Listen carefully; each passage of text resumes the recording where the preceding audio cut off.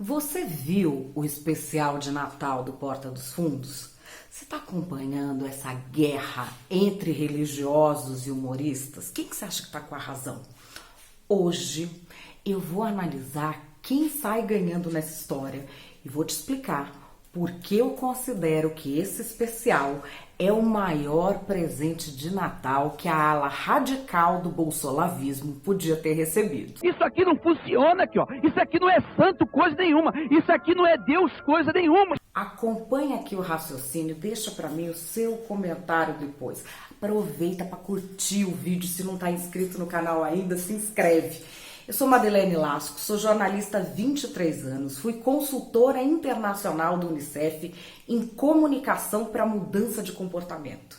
E é sobre essa ótica que eu vou analisar o especial do Porta dos Fundos. Bom, Brasil, em 2019 não faltou blogueirinho governista tentando fazer o vídeo que justificasse moralmente as ideias mais radicais do bolsolavismo.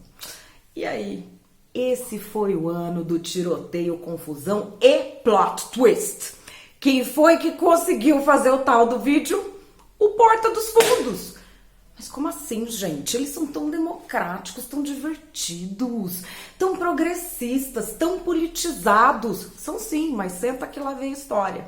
Para começo de conversa, essa treta do Porta dos Fundos com os líderes cristãos não é nenhuma novidade. Primeiro processo de evangélico contra eles foi em 2013. Todo Natal é a mesma briga, mas por que agora tá este sururu todo mundo enfiado na briga? Porque esses líderes religiosos estão no poder político. Então essa discussão alcançou públicos muito diferentes que acham que isso é novidade.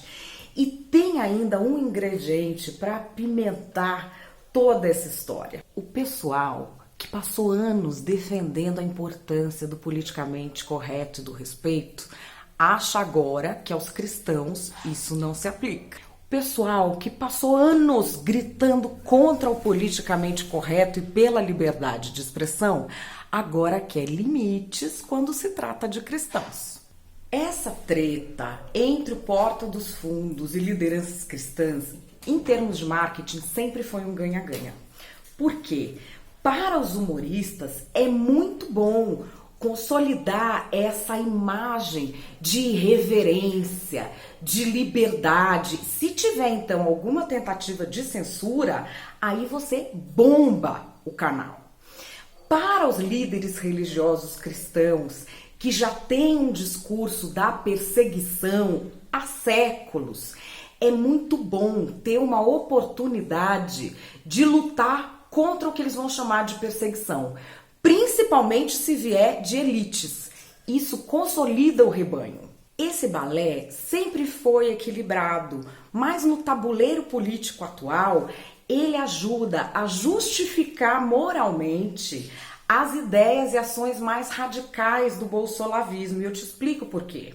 Muitos cristãos que têm ressalvas com relação a excessos, principalmente antidemocráticos, das lideranças cristãs ligadas ao bolsolavismo, vão começar a fechar os olhos para isso. Por quê? Porque, por um lado, a gente tem os humoristas, que têm um poder de fogo gigantesco. E, por outro, a gente tem um monte de gente que não tem o mesmo espaço. E essa gente vai fazer o quê? Procurar proteção nos líderes, principalmente nos mais radicais. Ai, mas o Porta dos Fundos não tem direito à liberdade de expressão? Claro que tem. E usou essa liberdade para debochar da fé de muita gente. A única coisa que eles não podem é exigir que essas pessoas gostem ou que não reajam. Será que Deus, o Criador do universo, ele pode ser comparado a um boneco desse tão feio, tão horrível, tão desgraçado? No Brasil, a elite econômica, social, política e intelectual é tradicionalmente alienada e profundamente insensível à realidade e aos pensamentos de quem não faz parte dela. Nem os progressistas escapam, porque eles defendem os direitos do pobre que diz o que eles querem e que age como eles querem. E as elites não admitem o quanto são preconceituosas e ignorantes. Quer um exemplo?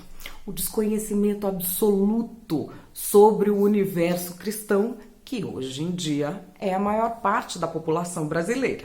Isso aqui não é Deus coisa nenhuma. R$500, meu amigo, isso 5 salários mínimos custa no supermercado essa imagem. E tem gente que compra. Olha, eu não tô nem falando de religião e de espiritualidade, que são, sim, partes importantes da vida humana. Eu tô falando de cidadania.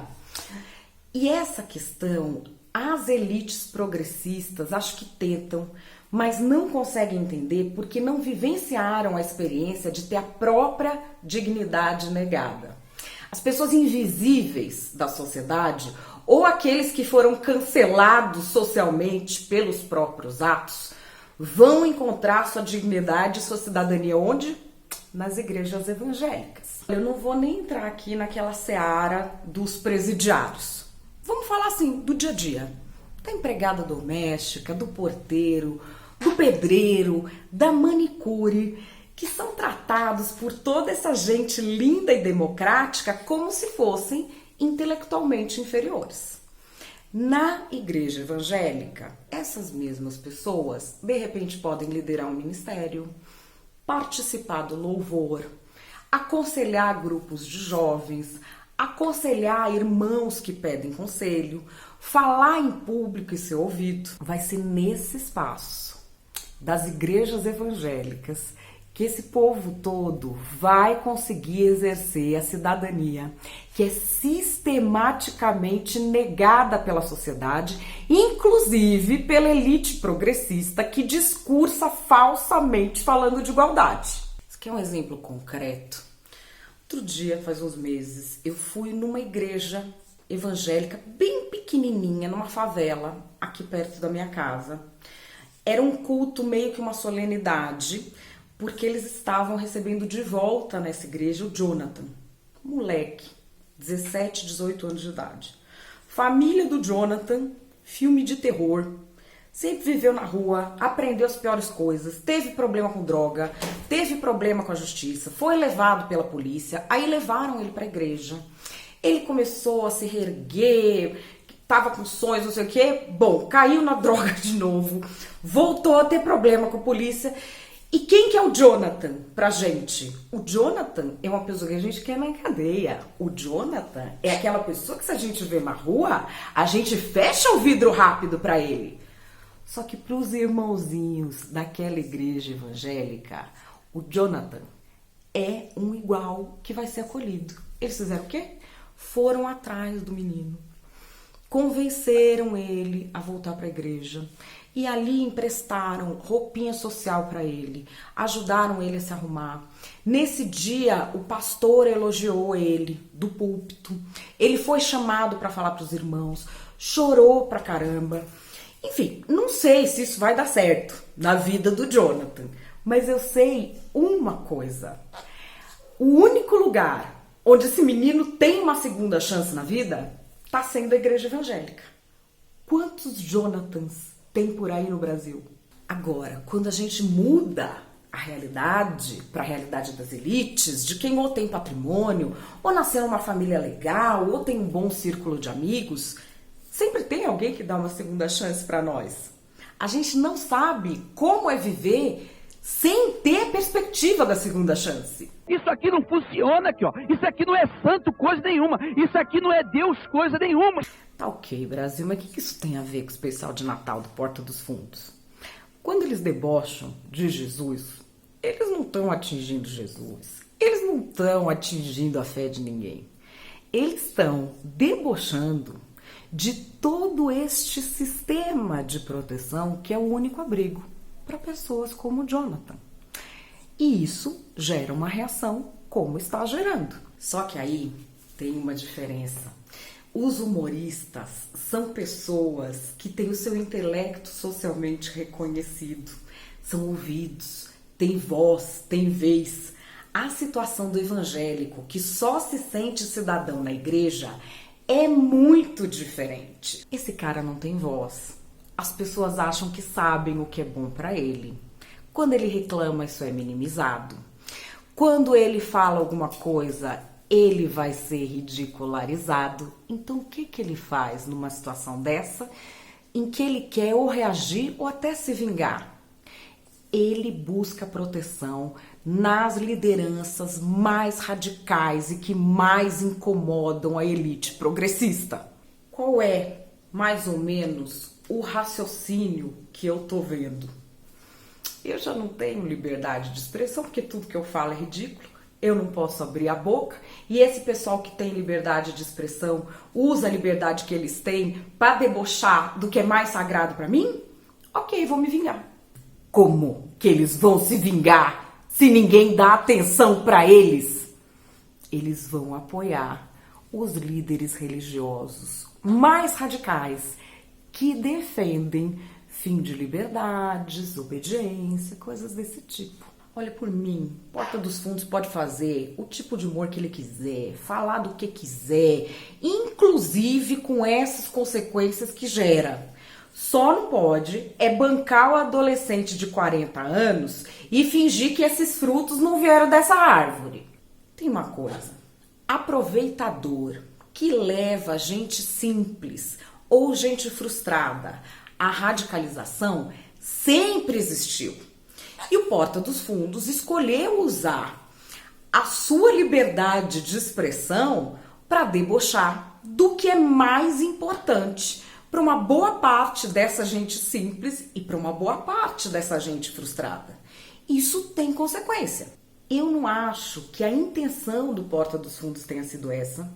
Também não vi nesse especial nada de muito diferente dos especiais anteriores, mas a gente tem uma diferença enorme nos frutos que ele gerou. Duas consequências certas. Uma, muito mais acesso ao Porta dos Fundos.